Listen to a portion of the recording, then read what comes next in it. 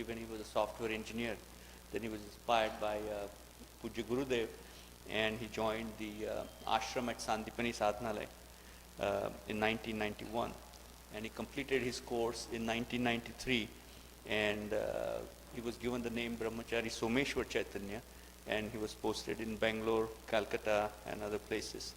And eventually here in the USA as the resident Acharya of Chinmaya Mission Center in Los Angeles.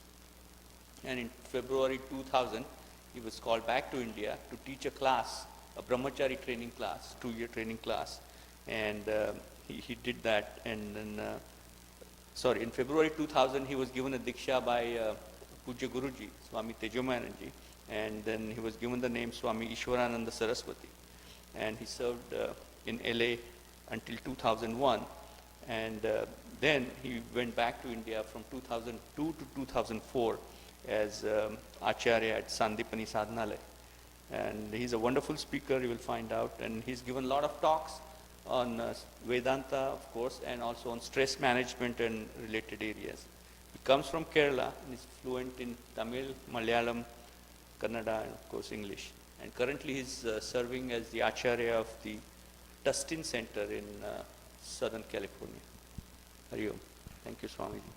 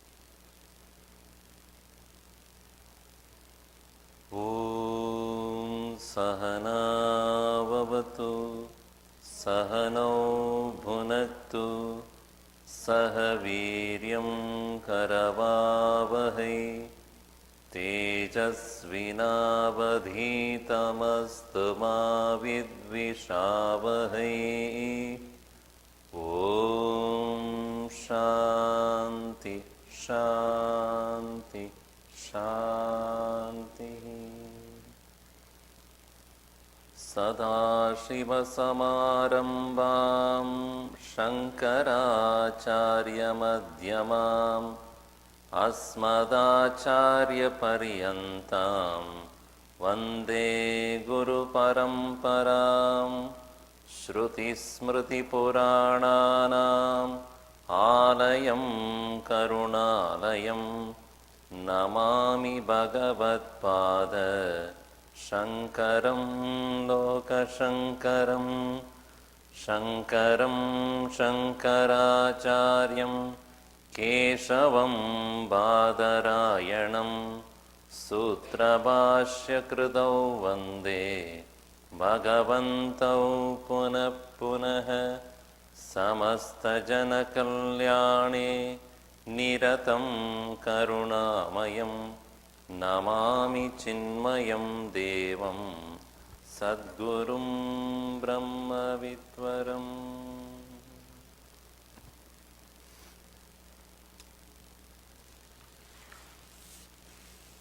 Many thanks to you all for coming early in the morning.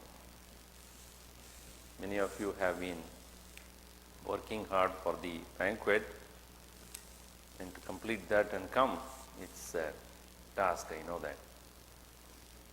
So thanks for being here, and I'm very happy to begin this text, which is having 68 verses. Maybe 1/3 only I may be able to cover, I think. And I do not want to hurry in this. Because Vedanta is a view of life. The way you look at everything that happens to you, and therefore nobody can force you to think. Like we know, as your own child, as it grows up, a small child, few years old, can be disciplined, can be made to do things. But as the child grows up to become a teenager, the first thing it will ask is why? Why should I do? If you ask him or her to do, why? It is said that when the child is small, it asks where everything has come from. Is it not? How is the world? Where is it come from? Where have I come from? All those questions. As it becomes a teenager, it stops asking where he came from and stops answering where he is going also. You cannot ask that question anymore. So, as we grow, our views change. As we grow, our goals change. And this is natural growth. But Vedanta cautions us in such a way that as you grow, do not deviate from your own self. Do not get caught in the web of the worldly enchantments. Because when you enter the web, you will never know when it ends. It keeps taking you from one to another. In the same way, the world has many, many various possibilities. But Vedanta necessarily gives us a particular view of life which will make us grow steadily towards knowing our own presence. In the book which probably you have, we have the book. If you don't have, please share. What books are not there? Please pick up the books. What is that? Different edition is there? What is that book? Is it same Telugu? Okay. In the first introduction, before the introduction, there is a meditation is there that we will do it and then we'll proceed. Please repeat after me. Pratasmarami hriti samspuratatmatattvam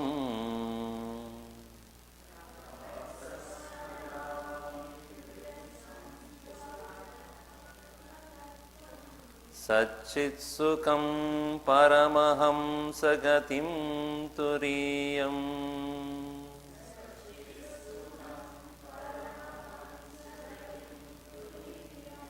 Yat swapna jagara sushuptamavaiti nityam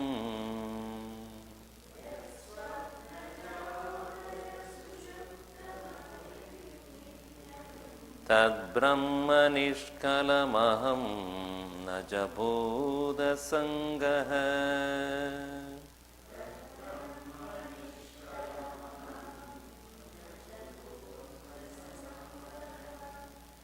There are 3 verses, and on this Pratasmarana Stotram, written by Shankaracharya, and out of that first one is taken up here. This is to be chanted early in the morning. What does it say? Pratah means at the beginning of the day. At the beginning meaning when the sun is rising up. Smarami, I remember. What do you remember? I remember what needs to be done today. What are the fights I had yesterday with people? No, not that. Hridi, in my heart, samspurat Atma Tattvam. May I remember the Atma Tattvam, the essential reality, which is samspurati, which is throbbing in my heart. As you know, lub dub goes on. That's a physical heart. But in my spiritual heart, in my core of my own being, the presence of the self is there, that I remember. And what is that self? Is it some physical entity? No, it is not. But it is pure presence. Sat Chit Sukham. Sat, a pure existence. Chit, pure awareness. And Sukham, pure bliss and joy. Paramahamsa Gatim Turiyam, which is the very goal of great realized masters who always revel in that. Paramahamsa is a title given to those who are enlightened beings. Nowadays, anybody and everybody can keep that name. Unfortunately, in the tradition of Hinduism, nobody really gives a title. Anybody can take any title. One man kept his name Jagat Guru Gadabhudananda. Gadabhudananda, one who creates trouble. So he said Jagat Guru. So somebody asked you, who gave you the title Jagat Guru? He said, I had only one Shishya. His name is Jagat. I am his Guru. Therefore, my name is Jagat Guru. So anybody can keep a name. Nobody asks. Unlike in traditions like Christianity, etc., where the titles are given only by the Pope or someone. Here, nobody cares. So, Paramahamsa means Param Aham Saha Idi Yo Janati. He who knows Param, the Supreme, Saha, that Supreme is Aham. Param Aham Saha. Param Saha Aham, meaning that one which is Supreme is me. Another meaning is, it is said there is a legendary bird called Hamsa bird, which can separate water from milk. Here in India it is milk from water, whichever is higher quantity that is to be kept. So that which can distinguish between water and milk, it is very difficult. It is so mixed together. You cannot separate that. But one who is capable of doing that is that bird called Hamsa.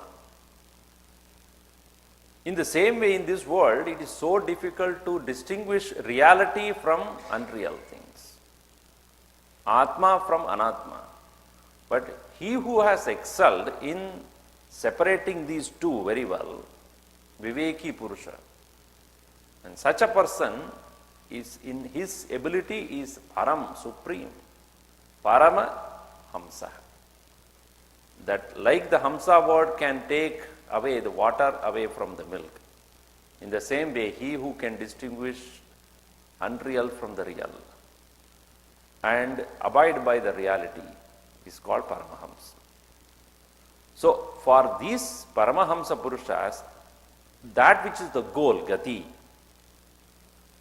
is that Satchit Sukham, that I remember in my own heart. Hridi Bhava, Hridi Smarami. And it is referred as Turiyam. Turiyam means Chaturtham, the fourth state of consciousness. You might have heard from Gurudev's talks, etc., that we go through the three states of awareness, waking, dream and deep sleep, which is said, Yat Swapna Jagara Sushuptam Avaiti Nityam. Swapna, dream. Jagara, waking. And Sushuptam is sleep. In these three states of awareness, one Avaiti, one which knows, one which is present and aware of, Nityam at all times. So, Yat Swapna Jagara Sushuptam Avaiti Nityam Turiyam Paramahamsa Gatim Satchit Sukham Samspurat Atma Tattvam Pradakhale Hridi aham smarami. In the beginning of the day, I remember that which is throbbing in my own heart, which is pure awareness, existence and bliss, which is the goal of all the enlightened masters, which knows the three states of awareness, namely dream, waking and deep sleep. Tad Brahma, that is Brahman, Nishkalam, partless, Aham, I am that partless Brahman alone, Nacha Buddha Sangha. I am not this merely accumulation of matter. I am not this body, gross matter, or the mind or intellect, which is subtle matter. I am not this. This I remember in the morning. So, you set a tone for the day. You start having a direction in the beginning of the day itself. When we meet the world, there are so many challenges, emotional, physical, and intellectual challenges that would come to us, and we get lost in that. We get caught in that. We get trapped. So instead of that, one should necessarily remember what is the one's higher nature. Thereby, one would not get trapped somewhere. It's like when you are about to start a journey, you have a map, or what do you call nowadays, GPS, isn't it? Before you start, you put where you want to go. In the same way, we have to have GPS called Guru Parampara system.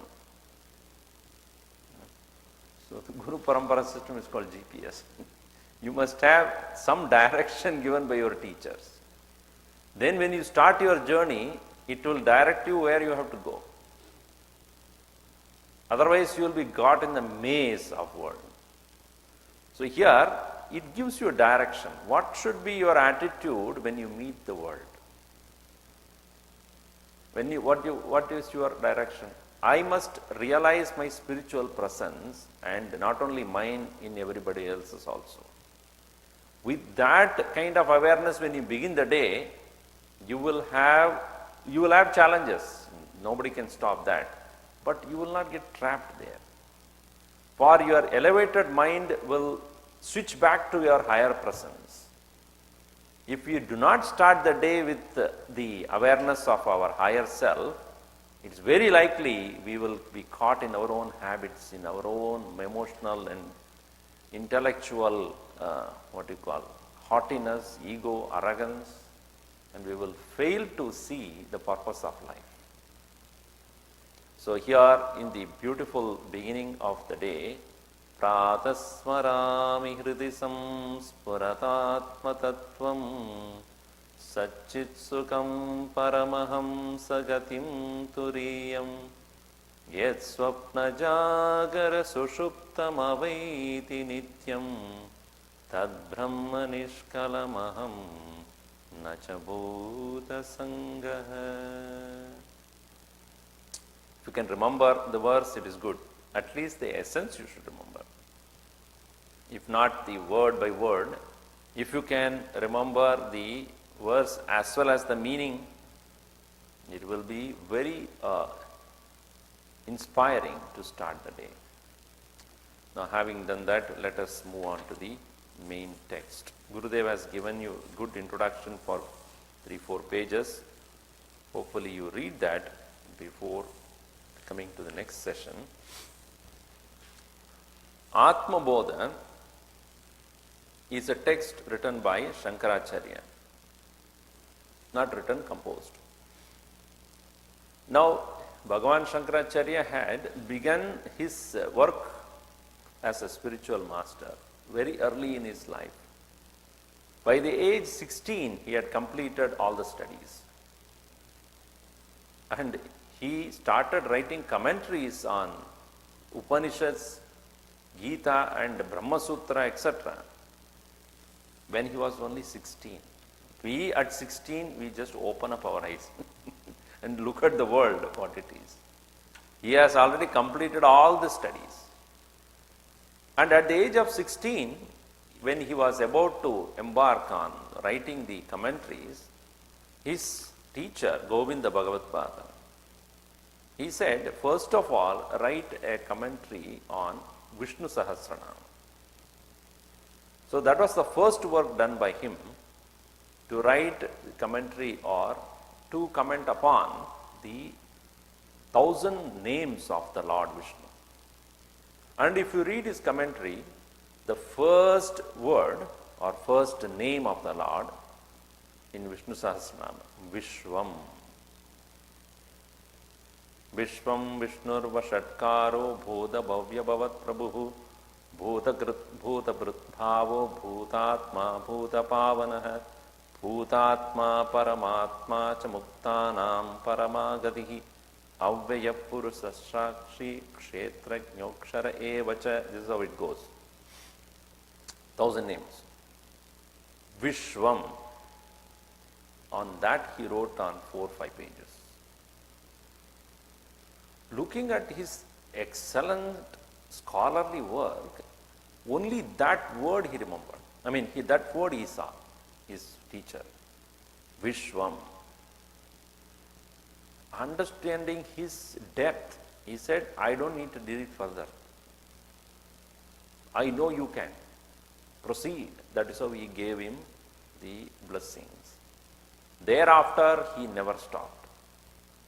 Wrote commentaries on all the 700 verses of Bhagavad Gita. Commented upon 10 major Upanishads. Wrote commentaries on all the 555 sutras of Brahma Sutra. And so many other compositions. And we can understand the mighty intellect of the great master, Shankaracharya, through his works.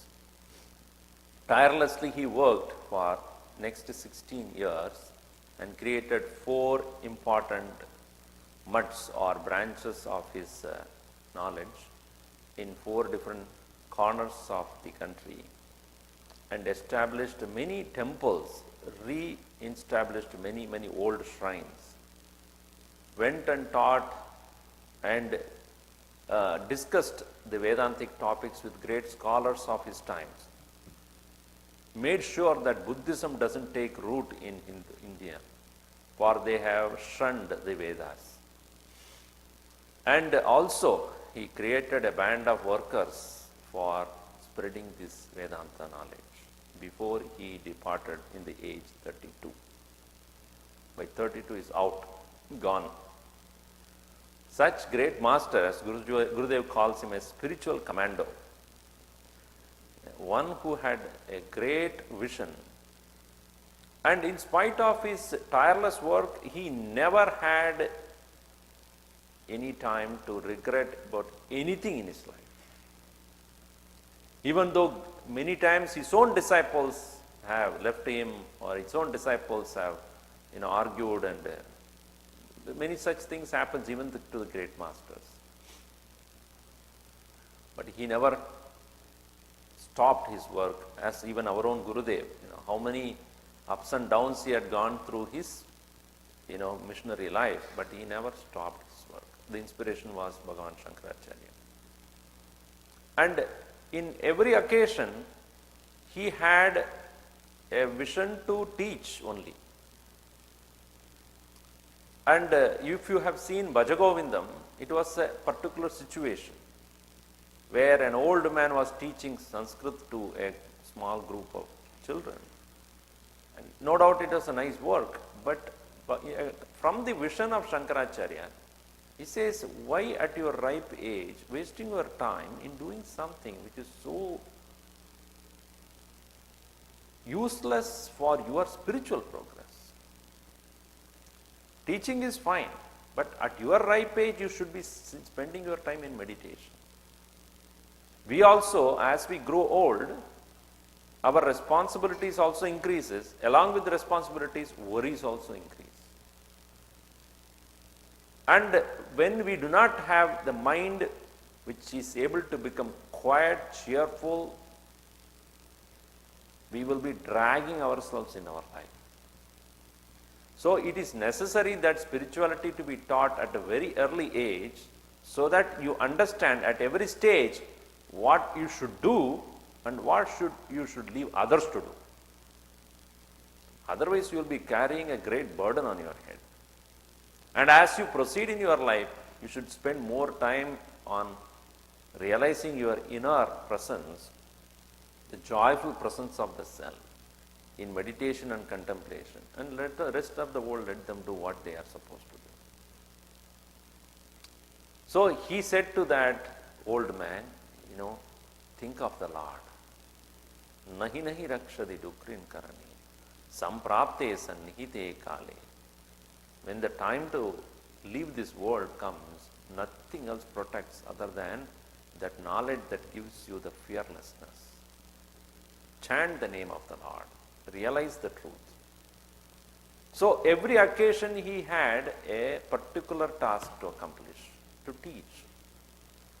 So Atma Bodha, Tattva Bodha, and Upanishad Sara Sangraha, Viveka Chudamani, Drigdrishya Viveka, so many different texts he composed on Vedanta, only to teach the people how to look at life differently.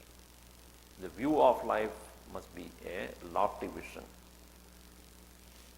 He had not only given the Vedantic philosophical texts, but also various texts on devotion to the Lord.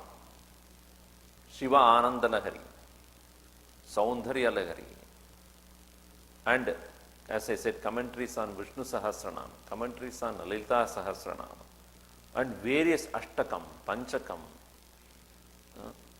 so many of them. As children also chanted on the other day, yesterday, that, Sadhana Panchakam. That is also such a beautiful composition. So one such composition is this Atma Bodha. The very meaning of this title is Atmanah Bodha, knowledge of the self. In American talks on this, topic, he says Atman. It's not Atman, Atman.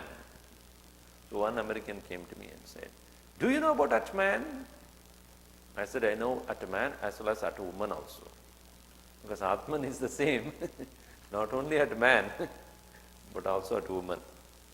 So Atman is not male, it is not female, it is genderless. The Atman, the spiritual presence in us, does not have any particular characteristic or quality. And we should know about it before we proceed on to realize it. This is the contention of Bhagavan Shankaracharya. Know before you embark on realizing it. Because realization, enlightenment is not an accident. Do not think that one day we'll suddenly wake up and enlightened. It does not happen. Even to Bhagavan Buddha it did not happen. He had to spend hundreds of hours, many years to realize the highest nature of oneself, enlightenment. So he sat under the tree called in Bodha Gaya and he realized the truth at one day. One day when that knowledge ripened to become his own personal experience, he got that enlightenment. So many people, what they do, they go and sit under the tree and think that something will happen. Once I remember, Gurudev took many people, during those times he used to take people to various spiritual pilgrimages. One such occasion he went to Bodha Gaya. And many people want to go and sit under the tree. So they took the permission from Gurudev and went and there and sat for a few minutes. So when they all came, Gurudev asked, Kuch gaya? Something left you, at least you go and sat there. By sitting under the tree, you won't get anything.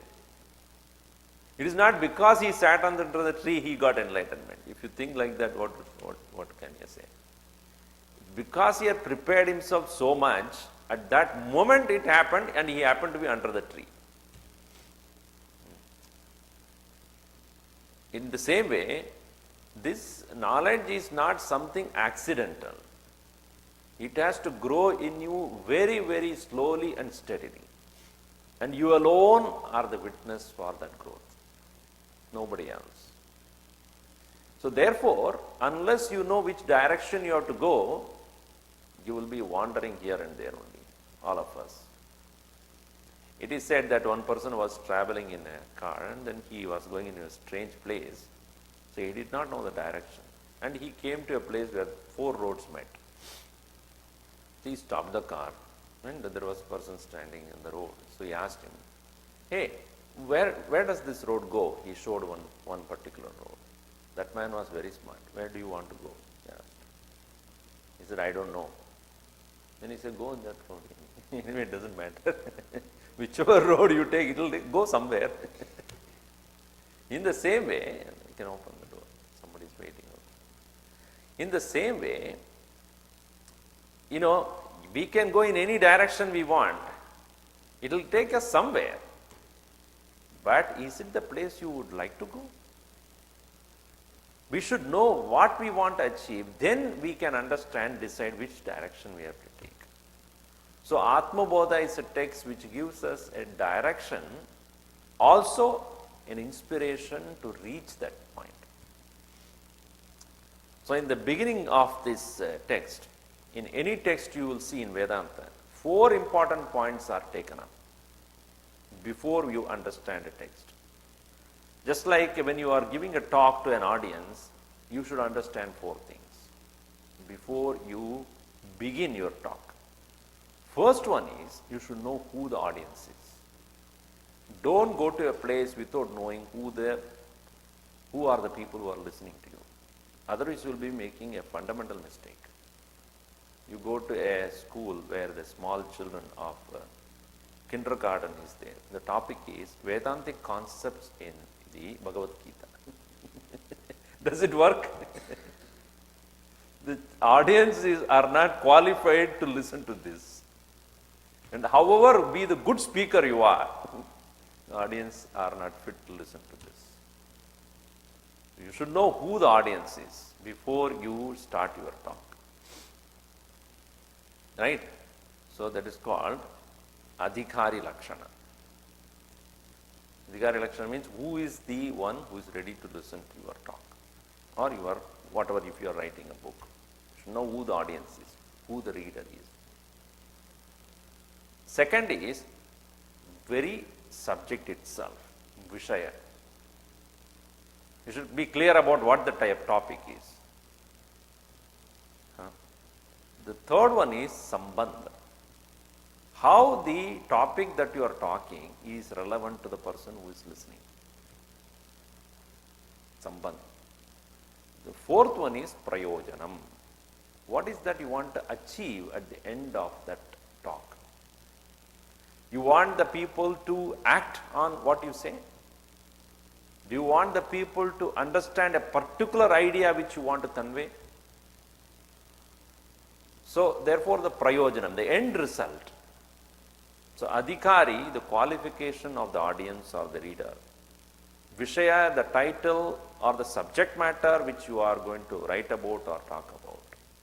Sambandha, the relationship between the listener and the topic. And prayojanam, the end result which you would like to achieve. So in Vedantic texts, these are kept in mind. Now in the text which begins now, you will see how it is treated. We read the first verse. Tapo bhikshina papanam shantanam vitaraginam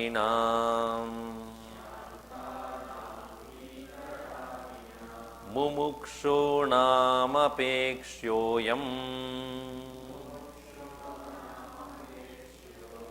Atma Bodho vidiyate.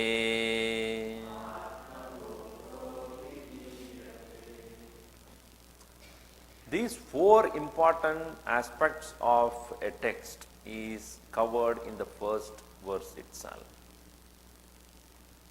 Who are the audience? Who is the audience, or who is the one who is listening to us? He says, before you start this text, you must have this qualification. I'm telling you, after reading it, you will find that you don't have it. Are you qualified to listen to this talk or to read the book? You will find you are not. But that should not discourage you. I am cautioning you now itself. Kshina papanam. Kshina means weakened. Papana, all the sins. Those who have weakened their sins. Their imperfect negative thinking has already become weak. They are not weak. Kshina papanam does not mean kshina shariranam. No, it's not that. It's not the physically one is weak. Your mind is not anymore thinking of anything negative in your life. Anything that is wrong that is to be done in this world. Kshina papa. How they have come to weaken their own inner impurities? Tapo bihi. By severe austerities, disciplines of life. Disciplines of life such as speaking only the truth, speaking what is useful to others, speaking everything which is useful and truthful with great love. That is one aspect of it. That is called vak tapas. Vangmaya tapah. Speech should be truthful, useful and sweet. Usually truth is not sweet. That is another thing. When you want to tell him something very truth, that person won't like it. Even in satsanga, when we conduct, we talk about the truth. Very bitter. Therefore, at the end, we give sweet also. Been talking to you so many things which you don't like. Better take some sweet and go. Truth is always bitter, but it will always make you better. So here, through tapas, the austerity of speech, austerity of thought, and austerity of action. Vangmaya tapa, sharira tapa or kaya tapa, and mano tapa, mind which is also having this austerity. They have weakened their sins. In today's world, what they call it as attitudinal change. Don't they call it as that? You have to change your attitude. You have to change your way of looking at things.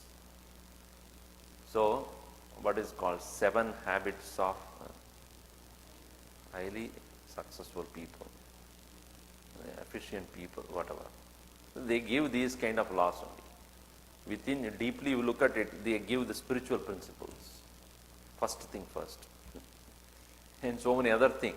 To how to become efficient in this world, and at the same time not emotionally disturbed by things happening, in balancing yourself and being compassionate to your own colleagues, and all those things have a spiritual background, though they may not probably openly say about that. So by the severe austerities one undergoes, how he has weakened one's own imperfections, because of which the mind has become peaceful. Shantana. Mind has become peaceful. Vitaraginam. They do not have too many passions that disturb them. Too much of strong urges are not there. Therefore, the personality is peaceful. And therefore, they are seeking liberation. They are seeking inner freedom. To such people, thinking about them. So these are all the qualifications for the listeners. As I told you, Swamiji, I am not coming tomorrow. Right? I am not qualified. No. By reading which you will become qualified. That is an assurance. What is the subject matter? Atma Bodha, last line you see. That is the Vishaya. Vishaya is, the very topic of this text is Atma Bodha, knowledge of the self. Now, how the knowledge of the self connected to the audience or to the reader? So therefore he says, Mumukshunam apekshya, considering those people, because they are wanting moksha. Mumukshu means he who seeks moksha. So inner liberation is what they seek, and this text is meant for them. That is a sambandha. And what do they seek? Liberation. So that is the prayojanam. So it is not specifically mentioned that this is the subject and this is the qualification, this is the sambandha, this is the result. But out of this verse, we should derive what is that which is said here. Adhikari is one who is conducting austerities by which he has become quiet, mind has become devoid of impurities. What is the subject matter? Text is about knowledge of the self. Sambandha is because they want liberation out of them, their own mind. And that is the reason why they are listening. What is the very result of this knowledge? This text is moksha, that is hidden there, liberation. So in the first verse, he has given the adhikari, qualification, or the person who was ready to listen, the text, relationship, and the prayojanam. Now, Shankaracharya says, knowledge is the direct tool for freedom. Knowledge is the direct method to become free of all conditioning, limitations of your life. Any amount of anything else you do does not take you away from your present condition. This is the contention of Bhagavan Vedavyasa also, spiritual master who really inspired Shankaracharya.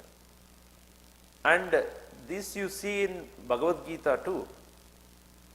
At the situation where Arjuna was so confused, Bhagavan Krishna did not do anything else but taught him. He spoke to him. Spiritual counseling, spiritual consultant at the battlefield. You know, who is a consultant? I'm sure many of you may be a consultant, management consultant or software consultant, whatever. A consultant is one, first of all, he'll tell you that you have a problem. And there is a possibility of a solution. And that I alone can give you. Then only he will be hired. Bhagavan Krishna did the same thing. I do not know what to do. Arjuna sat in the battlefield. So Bhagavan Krishna said, you have a problem in your thinking. You don't know how to think. So then what should I do? I'll tell you how to think. And then 700 verses on how to think. At the end of it, what did he do? Do whatever you want. He did not tell that I am going to do something for you. Yada ichchasi tata kuru. I have told you what you should do. And he collected the fee and went away. So, spiritual consultant. So, first thing is we should understand the problem. Is it not? See, if you go to a doctor, why do you go to a doctor? Say hi and come back home. You go to a doctor. I mean, if you do not have any particular disease or sickness, you just go and find out whether everything is all right. Right? What do you call that? Health management. Correct? What do you call that as? Health management. So nowadays we don't go to the doctor because we have a problem, but we want to avoid the problem. So you go to a doctor to find out whether everything is all right. Consultation. And let us say that after testing your blood and other things, doctor says, hey, you have a problem. Your triglycerides are high. Your LC, what is that called? HDL and LDL. We never knew all those things. New terms they use. Their LDL is low or high? What is it? HDL has to be high, right?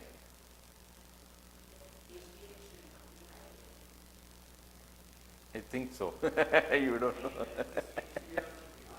H should be high, L should be down. Healthy HDL should be high, LDL should be low. And it is not happening, it is the other way around.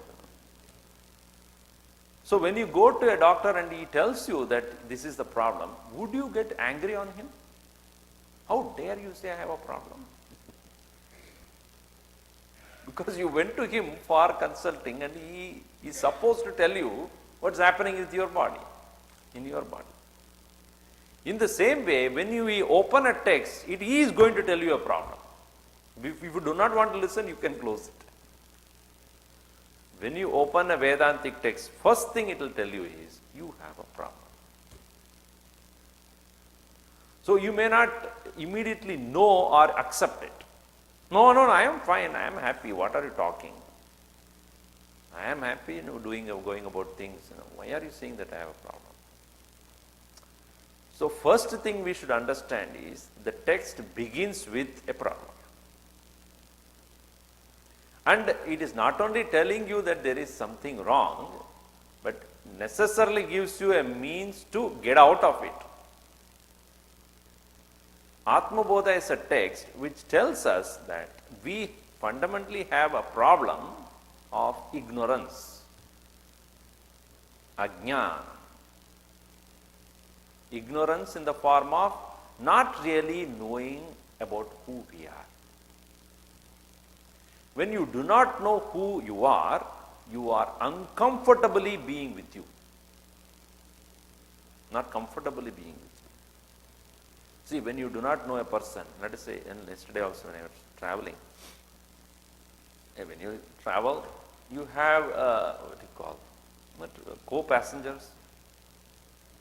Sometimes they sit in such a way that you hardly have any space for yourself. So, yesterday it so happened, as I got into the flight, and two old ladies were sitting, and mine was a window seat. Okay. Now looking at them, I felt very bad because they are comfortably sitting. They don't want to get up. So I looked at them and they looked at me. I said, I don't want to disturb you people. You just move to the next, shift it yourself so that I can sit in the aisle. You don't need to get up and all those. So they were so happy. Oh, thank you. And then they removed the, the armrest, and they just shifted. Then I was about to sit down, one lady from the other side, would you mind me sitting there because that is my mother? Okay, I don't mind. Profusely thanking me, she went and sat next to her. Then when I went and sat in her place, this huge lady came. So I got up and gave her space. Huge lady. And then I sat, somehow I squeezed myself into two people. And for the first half hour of the journey, we did not know each other. So when you are sitting next to a person whom you don't know, either you have to go to sleep or you have to read some book. Somehow next to 2.5 hours you have to spend with the person whom you don't know. If you look at it, if in your life you are to live with a person whom you don't know, what will you do? Your own spouse. You try to understand him or her, but every time you think you understood, you misunderstood. It will be so difficult to deal with a person whom you don't know or who misunderstands you constantly.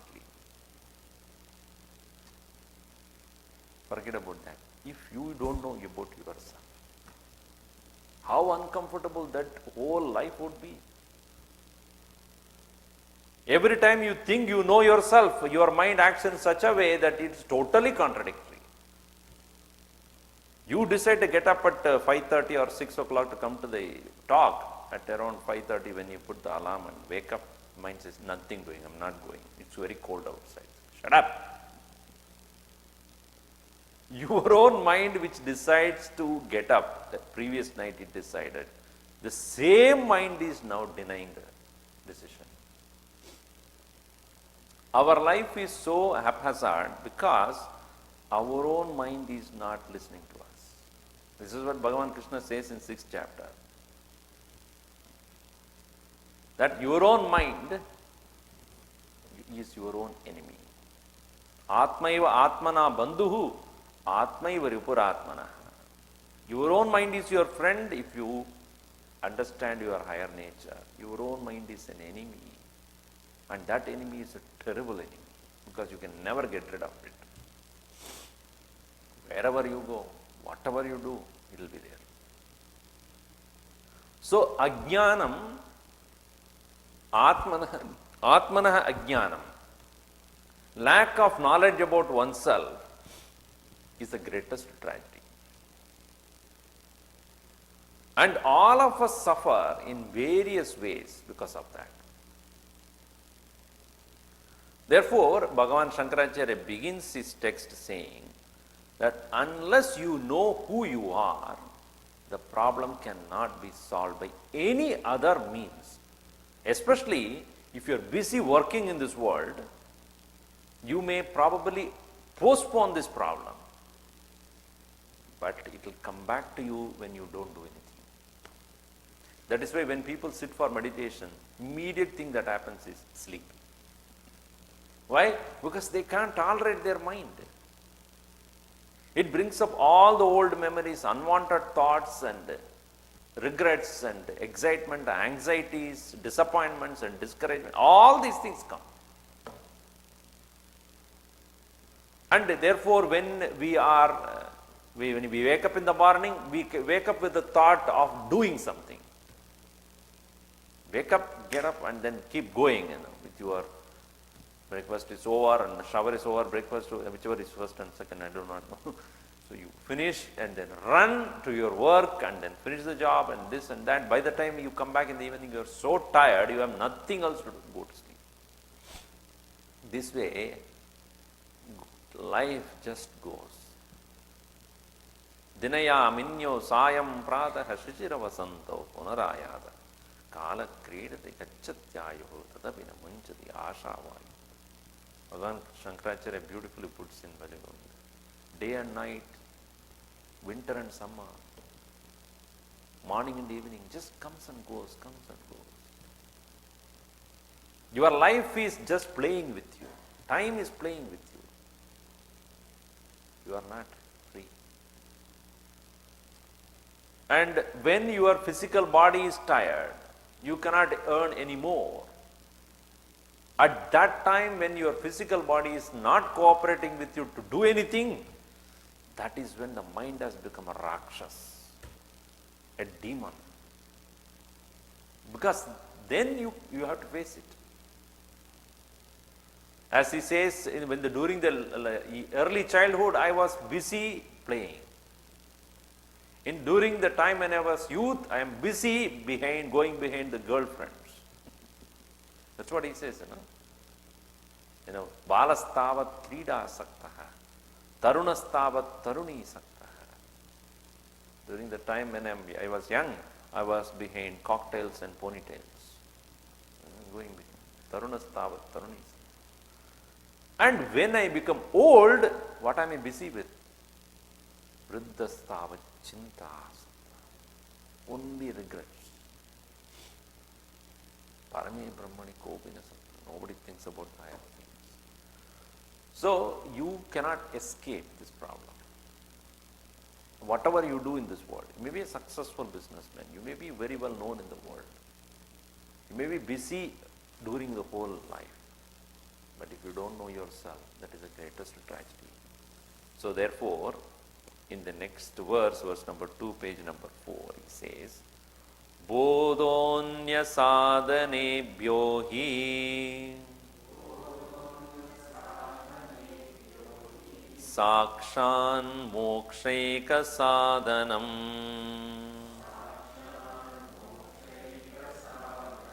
Pakasya Vahni Vajnanam Vina Moksho Na Siddhyati. The second line, it is written Sakshan. It should become Sakshan. Okay? There is a deal there. In English, you anyway would not know. But in Sanskrit.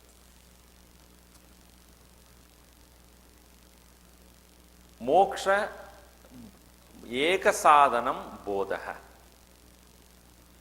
Mokshasya, for freedom, for liberation, Sakshat, surely, Mokshasya, Sakshat, Bodha, knowledge, Eka Sadhanam, only one method.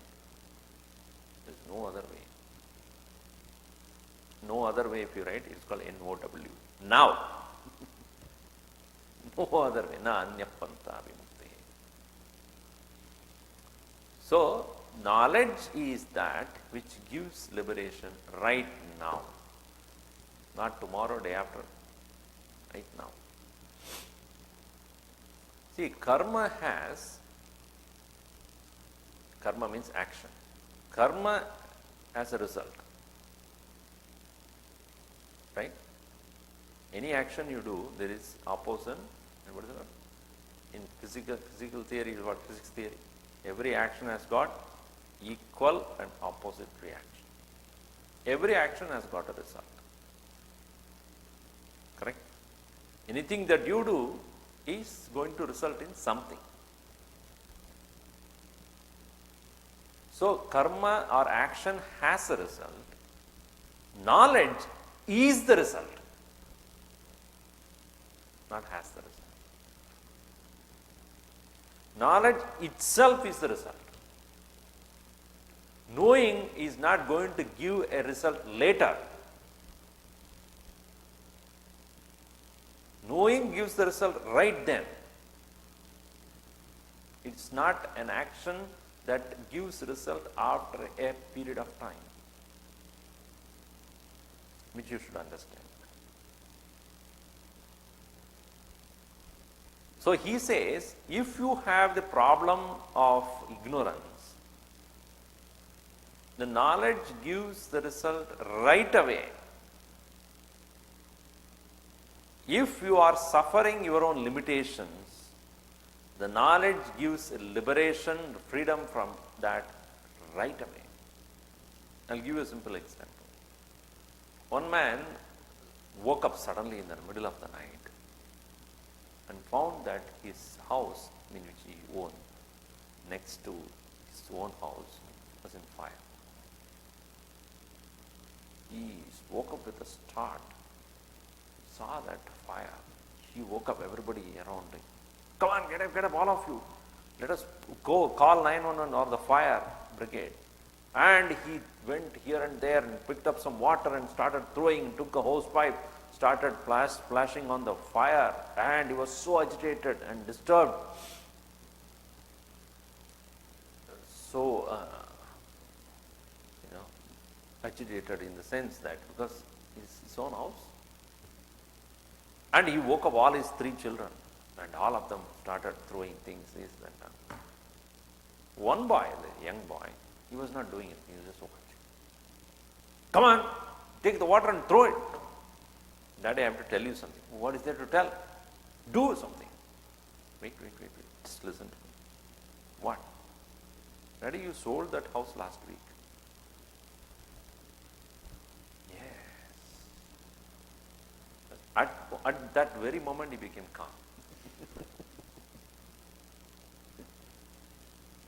Because no more agitation, it's only a situation. Now, let us explain. Let the fire brigade come slowly. What does it matter to me? Because I don't own it anymore. It is not my own or my property. It is not my loss anymore. What this boy gave him was Bodha, knowledge. which give him the effect immediately. So in life, ignorance, because of ignorance we suffer. So the teacher, a guru's work is to teach you what you don't know first.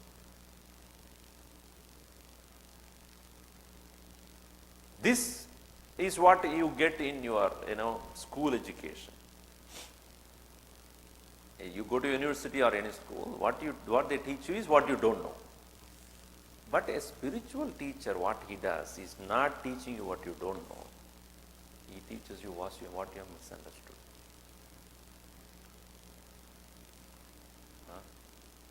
What you have misunderstood. He doesn't teach you something which you don't know. He is teaching you what you have mistaken. You have misunderstood something. This misunderstanding puts us into a lot of trouble because we think we know. That's the greatest misunderstanding. If you don't know, to teach you is very easy. But if you think you know and you arrogantly believe that I know it, to teach such a person is very difficult. Because however much you say that I don't think that is right. Because I have understood in some other way. So, spiritual knowledge is removing the misunderstanding. If I ask you, do you know yourself? Of course I know. I am so and so, I am born of so and so, and then I am qualified in this way and that way. You can give the whole list of things which you have achieved so far. But that's all misunderstanding. That's not you. So to teach you that you have misunderstood yourself requires a greater effort than introducing you to something totally new. And your the enthusiasm to know something new is evidently there. But enthusiasm to rightly understand what you have misunderstood, first of all, the teacher has to say, you have misunderstood something. That you should get convinced. Therefore, he says, mokshasya eka sadhanam. For knowledge, for the liberation, there is only one method. That is bodha, right knowledge. Anya sadhanebhyo hi, than all other means, than all other methods. Knowledge is the only method by which you come to be free. And action cannot be. That we will see later. And he gives a simple example. For cooking, what is most essential is fire. Pakasya vaknivat. Pakasya, for cooking. Vaknivat, like fire. You may put all the ingredients, everything, and water, and then oil, and this and that. Put it on the stove. Never light it up. Wait. Nothing will happen there. One lady was cooking for the first time after she got married. She was having a recipe book and she followed everything. But after some time, nothing is happening. So then her husband, thank God he was smart. You didn't put it on. But the book doesn't say, it says keep it on the stove. It didn't say light the stove. If without fire, how will you cook? So in the same way, just like the fire is most essential for cooking, knowledge is most essential for liberation. So in every verse you will see, he will tell a particular thing and he will also give an example. That's the beauty of this text. Every verse has got an example. Like fire necessary for cooking, knowledge necessary for liberation. Vina jnanam mokshaha na siddhyati. Vina bodha mokshaha na siddhyati. Without knowledge, moksha, liberation, na siddhyati, is not possible. So we will see more of it tomorrow. Up to that only, 7:30, right? So we will see in the evening, those who can come, we will be seeing the essence of Bhagavad Gita. We have culled out 50 verses out of 700 verses. from various chapters to give an insight into the philosophy of Gita. And I have split down into various topics. Every verse is a topic. So we will see that. I'm not assuring you that I'll complete the text, because each verse needs to be treated separately. And we'll see the link between one verse to another. So we will see that in the evening, 7:30, 12 hours from now. Om sarve bhavantu sukhinah, sarve santu niramayah, sarve bhadrani pashyantu, ma kaschid dukkhabhat bhavet. Om shanti shanti shanti. Harihi Om Shri Gurubhyo Namaha. Harihi Om.